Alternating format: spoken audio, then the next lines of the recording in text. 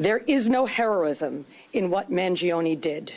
This was a senseless act of violence. We don't celebrate murders, and we don't lionize the killing of anyone.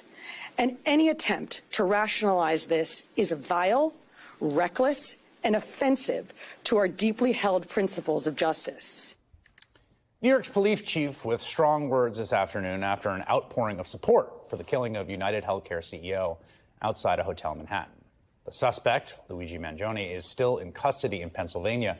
The prosecutors are hoping he will waive his extradition to New York. He was indicted today here in New York on murder in the first degree and murder as an act of terrorism, among other charges. But despite being accused of a summary execution of a man shooting him in the back, a new poll from a reputable pollster found that 41% of people aged 18 and 29 think the killing was either somewhat or completely acceptable. And that sentiment is echoed across social media. As Sam Adler-Bell asks in New York Magazine, anger, schadenfreude, cynicism, glibness, bloodlust. What does it say about our country that a murderous spectacle was greeted this way? Had a latent appetite for vengeance, for coercive violence, for revolution even, been revealed?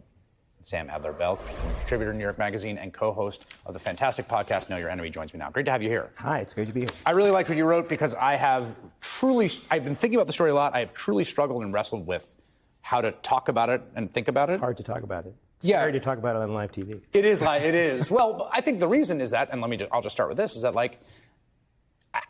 I think summary execution and murder in cold blood of a man on the street is bad. Extremely bad. And I think also celebrating it is toxic to the soul. It is. I also am interested in understanding why that was the case. Yeah. I mean, I was disturbed by it too. I mean, it was a weird couple of days. I did see some posts that were glib. I saw some posts that were celebratory. I saw a lot of posts, especially just kind of comments on newspaper articles where people said, of course I don't want this guy to be killed. Of course I don't.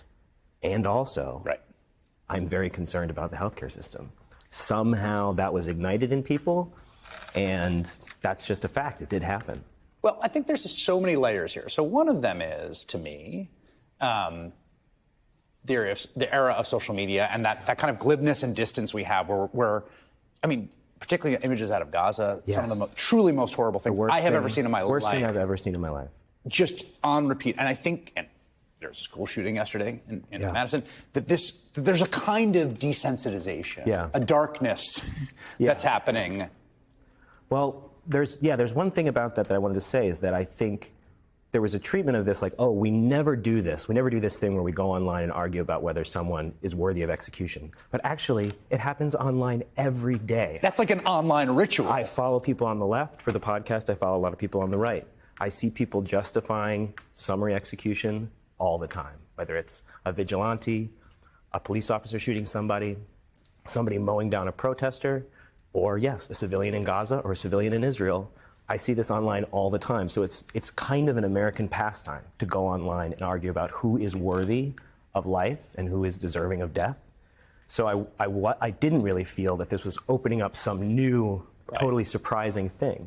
But it's a disturbing phenomenon. I think it really speaks to this basic logic of human disposability. And that's a phrase that I use in the piece, and it's a phrase that my friend Pat Blanchfield uses in his work about gun violence.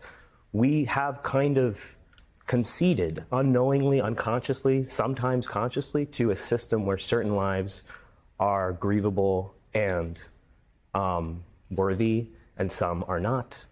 I remember years ago when I was backpacking through Argentina, there was a guy who was clearly a very reactionary guy, and he was telling me we were going to Brazil, and he was telling me we were going to Brazil as a kind of like gross and sort of coded racist statement that like life was cheap in Brazil. He told me and I think about that phrase all the time where like there is a certain kind of cheapness to life in America. And you wrote this, you said, it's a terrible thing to destroy human life for the sake of propaganda and a terrible thing to do so for the sake of profit. Americans are dying, going bankrupt, wallowing in despair under a healthcare system that prioritizes the profits of some over the basic needs of others. Where should they turn? Who is listening? This is one thing that I also thought was part of this reaction is this was the center of our politics for so long. Healthcare. I have done so many articles and segments on healthcare fights. And then the two parties achieved, for their own reasons, this kind of like cold peace over it. And I think one of the things you saw in the reaction here, aside that kind of dark death drive online, was that, like, we've just stopped talking about this entire system. Doesn't mean that people are like, oh, it's all working now. No, it's definitely not. It's definitely not all working. People are still really upset by it. And like I said, I mean, the connection, what I was trying to do in the piece is draw a connection between this awful act of gun violence, a homicide, and the logics of our healthcare systems, but other big systems that govern our lives. And I think that what it comes down to is that human disposability. Certain lives are fungible, that we can treat them as means to ends. And I think we have to really do battle against the systems in our life that create that. You said democracy, I really like this sentence. You're a fantastic writer. It said democracy cultivates in us moral impulses, imagination, and desires that demand satisfaction. Violence is alluring when they can find no plausible outlet, when the system that governs us, our lives, are overzealous in containing our fugitive hopes. I do hope there's something that comes out of this that isn't just that kind of death drive and move on to the next. I do worry that the kind of attentional environment in which we live selects for that rather than the sort of cultivating of moral impulses that we all need to care for each other. Sam Adler-Bell. Great piece. Check out Know Your Enemy. It's a great podcast. Thank you. Thanks, Chris.